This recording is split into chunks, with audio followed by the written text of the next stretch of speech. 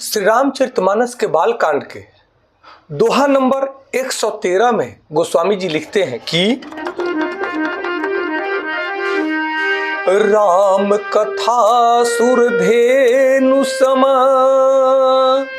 सेवत सब सुखदानी, सत समाज सुरलोक सब को न सुने अस जानी हो। सत समाज सुरलोक सब को न सुने अस जानी।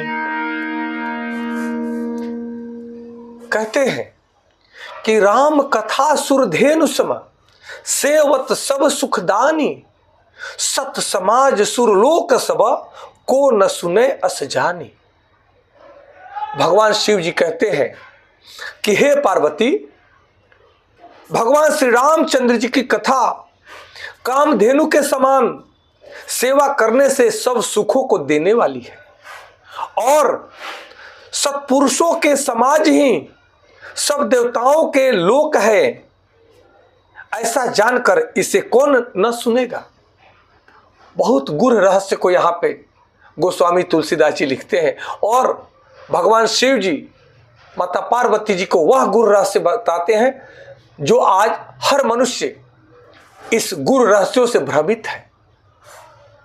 कहते हैं कि इसी समाज में जो सत्पुरुषों का समाज है, जो इस समाज में महान लोग हैं, जो सत्पुरुष हैं, सत्य मार्ग पर चलते हैं, जो सब पे दया करुणा करते हैं, जिनके हृदय में सदैव भगवान निवास करते हैं, वे भक्ति भाव से जो संपन्न हैं, वे महापुरुष, वे सत्पुरुष, कहते हैं वही समाज सब देवताओं के लोक है। देवताओं के लोक के लिए कहीं जाने की आवश्यकता नहीं है, यहीं पे वे सत समाज जहां है वे देवता के लोक है, उन्हें नमन करें, वही देवलोक है। यहीं पे आप देवलोक बना सकते हैं, यहीं पे आप ईर्ष्या द्वेष क्रोध अहंकार करके आप असुर लोक बना लेते हैं, कहीं जाने की आवश्यकता नहीं। इस भाव को समझना है। कहते हैं कि भगवान श्री रामचंद्र जी की कथा सूरधेनु अर्थात कामधेनु के समान है। जो उसकी सेवा करता है, जो भगवान रामचंद्र जी की कथा का श्रवण करता है या जो उस कथा को कहता है, अर्थात जो रामचरित्र का सेवन करता है, उसे हर प्रकार का सुख प्राप्त हो जाता है। यह कामधेनु स्वरूप राम कथा हमारे जीवन में हर प्रकार के सुखों से भर देती है। इस भाव को समझना है। यह कथा सज्जनों और देवतुल्य लोगों का सत्संग है। यह कथा सज्जनों और देवतुल्य लोगों का सत्संग है, लेकिन जो इसे सुनना ही नहीं चाहता उसे अज्ञानवश असुर समान ही समझना चाहिए। इस अद्भुत कथा का श्रवण और इस कथा का अध्ययन या इस कथा का वाचन जो लोग करते हैं, कथावाचक, इस कथा का सेवन करते हैं, भगवान रामचंद्र जी के चरित्र का सेवन कर रहे हैं, श्रोता भी और वक्ता भी। यह कथा आज वह अमृत देने वाली है कि जो व्यक्ति इस भाव को समझ जाएगा वह रामचरितमानस से उस अमृत तत्व को प्राप्त करेगा जो उसे जीवन के कई जन्मों में नहीं मिलने वाला है। यहां भगवान शिव जी माता पार्वती जी से कहते हैं कि यह कथा सज्जनों और देवतुल्य लोगों का सत्संग है। जो लोग रामचरितमानस की कथा कहते हैं या सुनते हैं वे देवतुल्य लोग हैं, वे सज्जन लोग हैं, उनको कोटि कोटि नमन करना है।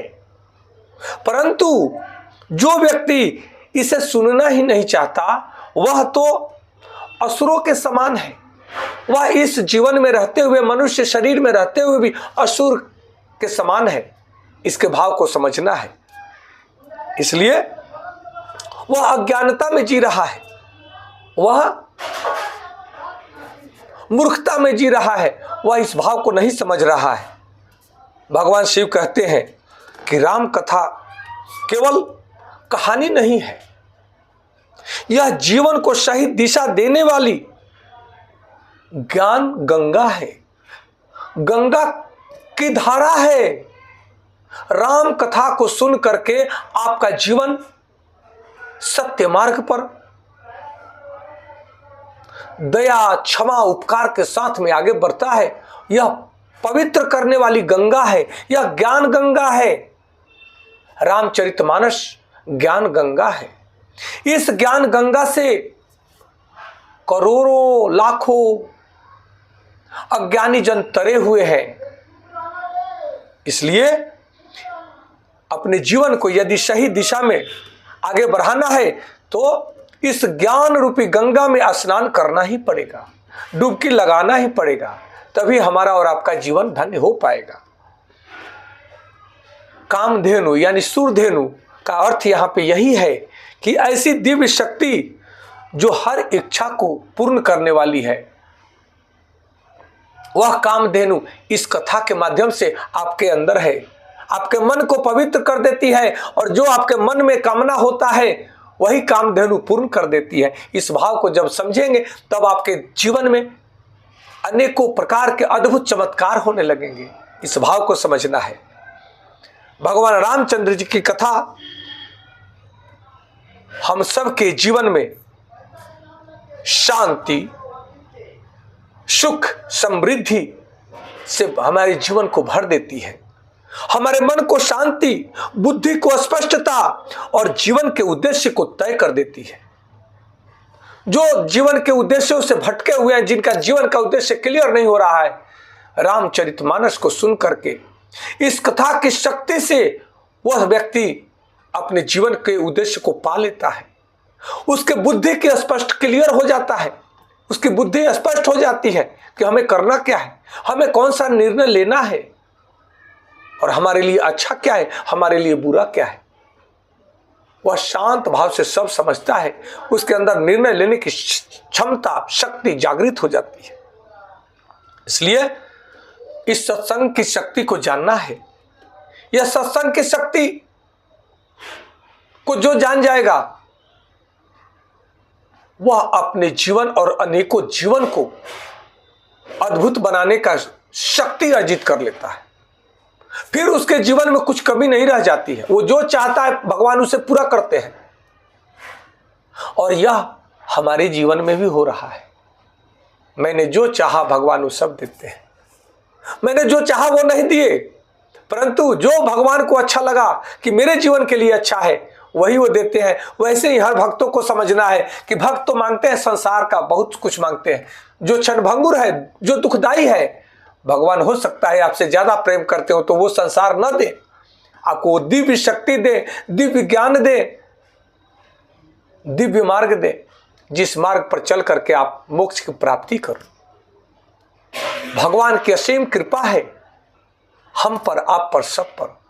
गोस्वामी तुलसीदास जी उन सभी कृपाओं का अनुभव करके ही इस रामचरितमानस का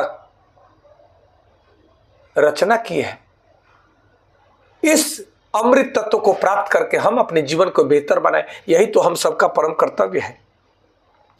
सत्संग की शक्ति वह है जो अच्छे विचार, अच्छी संगति से हमारे जीवन को ऊंचा उठाता है। सत्संग के बिना अच्छे विचार नहीं आ सकते, अच्छी संगति नहीं मिल सकती। गिरा हुआ संगति आपको गिरा देता है, नीच संगति आपको नीच बना देता है, उच्च संगति आपको ऊंचा उठाता है। यह एट्रैक्शन ऑफ लॉ का सिद्धांत है, यह ब्रह्मांडीय शक्ति सिद्धांत है, यह सृष्टि चक्र सिद्धांत है। इन सिद्धांतों को आप जान जाएंगे तो फिर आपको इधर उधर भटकने की आवश्यकता नहीं है।